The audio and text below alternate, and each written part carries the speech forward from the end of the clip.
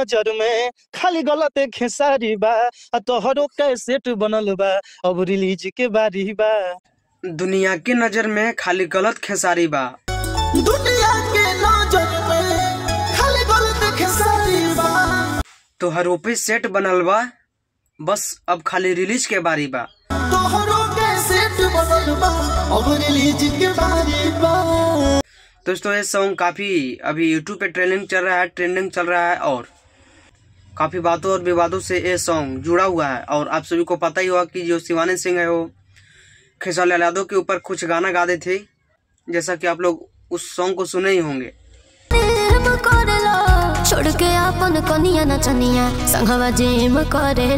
और उसी सॉन्ग को लेकर एक रविंद्र रॉक्स यादव जो है वो ट्रोल करते हुए एक सॉन्ग बना देते हैं कि दुनिया के नजर में खाली गलत खेसारी बा।